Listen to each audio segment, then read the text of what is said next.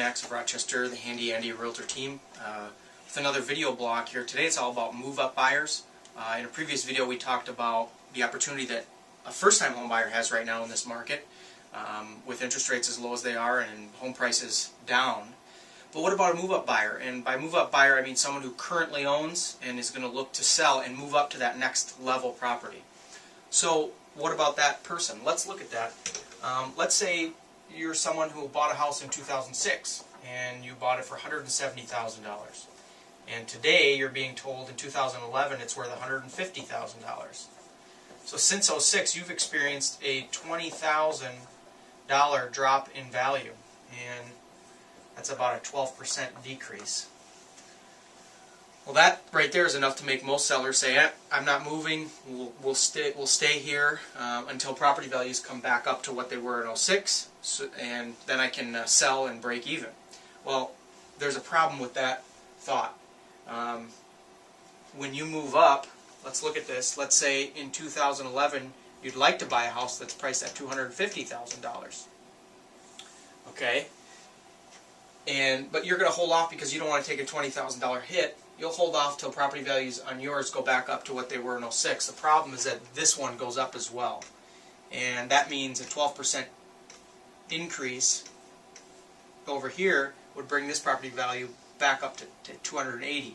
That means this one's seen a $30,000 drop in value since '06. Yours has only seen a $20,000 drop. So by waiting for yours to go back up, then making your move, you're actually losing the opportunity to make the $10,000 difference that we see between the two. And that's no longer going to be there. You're going to end up paying a higher amount. So the key here to remember is that it's actually, when the market is the way it is, property values are down, sure, you may lose some on your property, but when you go to buy, you're going to gain that when you buy a higher priced home. So what about interest rates? Let's look how that would affect our purchase, our move-up purchase. So let's say we decided we're going to take the loss and we're going to go ahead and buy now. So we're going to buy a house for $250,000 at today's rates of 4.75%. That would mean our payment would be $1,300 per month, principal and interest. Okay, $1,300, $250 at 4.75. Now, let's say we waited, decided to stay here until property values went back up. We then bought at $280,000. Okay, and interest rates went up as well, which they're projected to do between 6 and 7%. Let's say they went up to what they were in '06 when you bought yours, to 6.75. Your payment would be $1,800 per month, principal and interest. That's a total difference of $500 per month for 30 years that you're going to save by buying now at a lower price and a lower rate. Okay? Now, there's still one problem that we haven't talked about yet, and that is this $20,000 deficiency. Where do we come up with that money? Okay, you got to bring that to the table when you go to sell to pay off your mortgage of $170,000, that $20,000 shortage. So we've had some clients ask us, can I go to the bank and just push that into my next mortgage? And the answer is no, you can't do that. So what you can do is go to the bank and get a loan. Now you can get an unsecured loan, your interest rate might be a little higher, or you can get a secured loan if you have a paid off vehicle, something like that that you can borrow against. But let's say we go to the bank and we take out a $20,000 loan just for 5 years at 5%.